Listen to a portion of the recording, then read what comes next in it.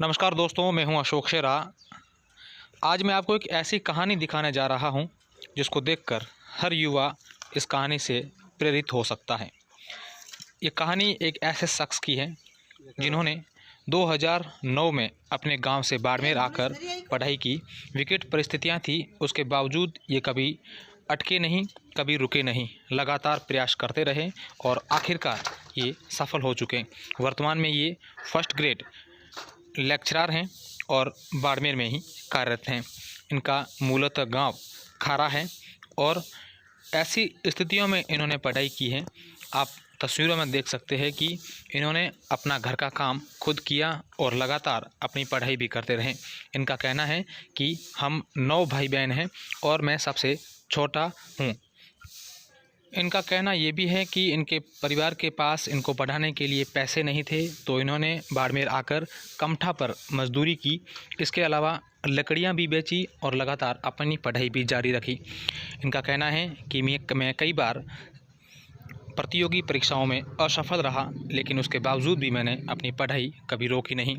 साथ ही इनका आज के युवा वर्ग को एक संदेश भी है कि युवा किसी भी विकट परिस्थितियों में डटे नहीं। आजकल कई लोग निराश होने पर आत्महत्या जैसी घटनाओं को अंजाम देते हैं, लेकिन ये उन युवाओं के लिए, उन लोगों के लिए प्रेरणा है जो लोग निराश होकर अपनी हार मान लेते हैं। हमने इनसे खास बातचीत भी की है, क्या इनकी पूरी कहानी है, क्या इनका जीवन यापन कैसे होता है और कितना इन्होंने संघर्ष किया है, इन सब को लेकर हमने इनसे बात की है। वो हम आपसे थोड़ी देर में बताने वाले हैं। लेकिन उससे पहले देखिए ये शख्सियत किस प्रकार से अपनी मेहनत इन दिनों भी करते हैं। एक छोटे से घर में, कच्चे मकान में यहाँ रहकर लगातार पढ़ाई भी करते रहे हैं। मैं आप सभी दर्शकों से एक निवेदन करना चाहूँगा कि ऐसे शख्सियत की जो स्टोरी है वो आप लोग शेयर करें, ताकि समाज में कई ऐसे युवा हैं जो विकट परिस्थितियों में हार मान लेते हैं और अपनी मार्ग से वो भटक जाते हैं।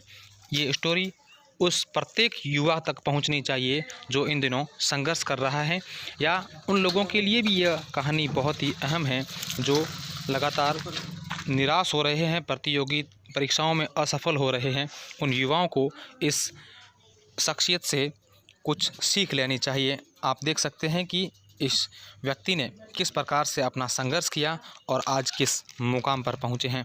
मैं एक बार पुनः सभी दर्शकों से ये अपील करना चाहूँगा कि आप इस वीडियो को शेयर करें, ताकि ज़्यादा से ज़्यादा लोगों तक यह कहानी पहुंचनी बहुत ही आवश्यक है। आपको बता दें कि व्याख्याता गणेशा राम ने अभी तक शादी नहीं की है। इनका मानना है कि हमारे समाज में आटे साटे की प्रथा है, जिसको लेकर मेरी शादी अभी तक नहीं हुई। हालांकि इनका ये भी कहना है कि इनके पिताजी ने शादी को लेकर इनसे कई बार बात की, लेकिन इन्होंने शादी करने से मना इसलिए किया क्योंकि मैं मेरा मुकाम हासिल करने तक शादी नहीं करूँगा। आजकल कई युवा बोलते हैं कि पढ़ाई के लिए हमारे पास संसाधन नहीं होते हैं। उन युवाओं के लिए यह स्टोरी इसलिए प्रेरणादायक है क्योंकि इन शख्सियत के पास भी कोई संसाधन नहीं थे पढ़ने के लिए। ना तो उनके पास कोई टेबल थी, ना ही कोचिंग करने के लिए इनके पास पैसे। उसके बावजूद भी इन्होंने लगातार मेहनत की और आज ये पूरे राजस्थान में इतिहास व्याख्याता के रूप में 18वें नंबर पर पहुँचे हैं।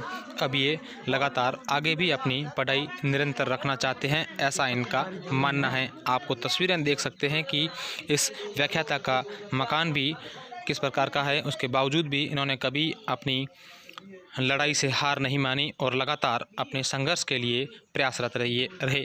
आइए बात करते हैं व्याख्याता गणेशा राम से, क्या कहते हैं अपनी जीवनी के बारे में। मेरा नाम गणेशा राम है, मेरा गांव खारा राठौड़ान है और मेरे मूल रूप से मेरे पिताजी सिलाई का काम करते थे और 9 घर में हम बहन भाई है और उसमें से मैं अकेला ही पढ़ा, क्योंकि बाकी मेरे पिताजी के पास इतने पैसे थे नहीं, गरीब परिवार था इसलिए, और लंबा संघर्ष करना पड़ा। और मैं माता पिता की 9वीं संतान हूँ।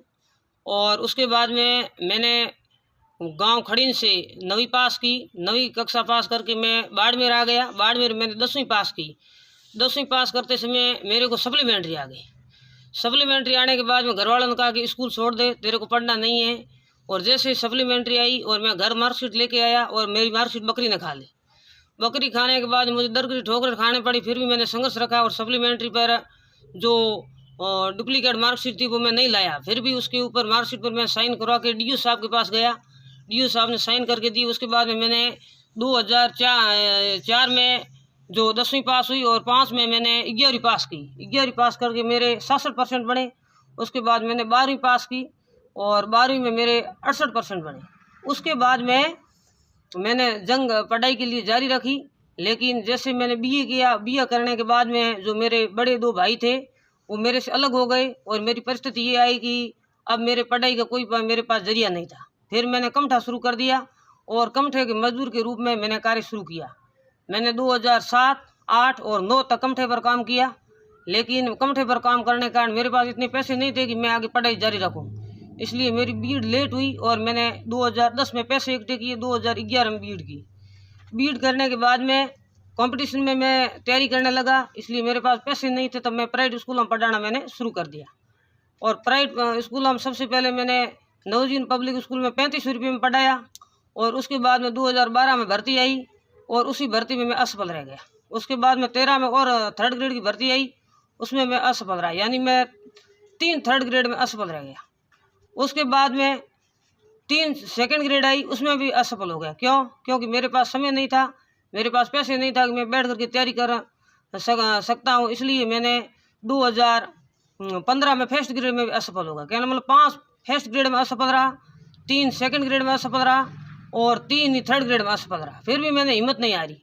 फिर मैंने क्या किया, 2018 में घर बैठ करके तैयारी की। कोई कोचिंग का सहारा नहीं लिया क्योंकि मेरे पास कोचिंग के पैसे नहीं थे। मेरे पिताजी वृद्ध थे और 90 साल के मेरे पिताजी कोई पैसा 1 रुपया भी नहीं कमा सकते। इसलिए मैंने संघर्ष जारी रखा, प्राइवेट स्कूलों में पढ़ाया।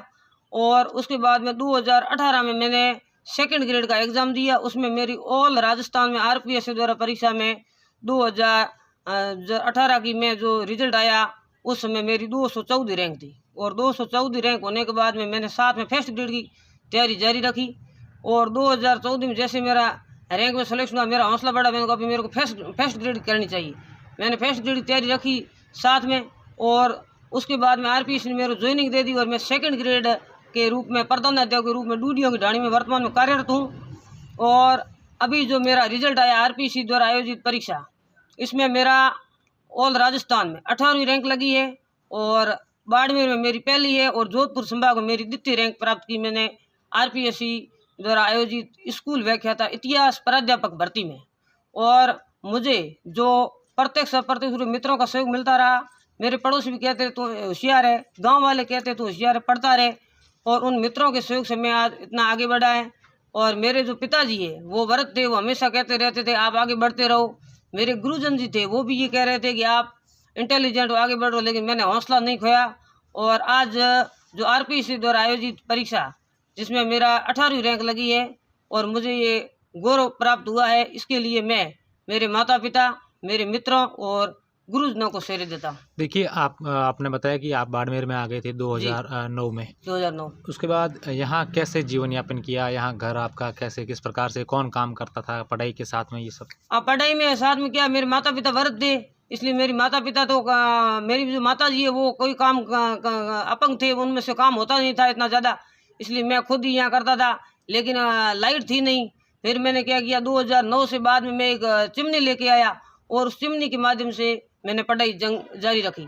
और उसके बाद में मैंने 2014 में लाइट ली। उससे पहले मेरे पास लाइट भी नहीं थी। यहाँ कौन रहता आपके साथ? हाँ, मेरे यहाँ मेरे पिताजी रहते थे और मेरे जो पिताजी थे उन्हीं को मैं साथ में रखता था। 2013 मेरे माताजी का देहांत हो गया।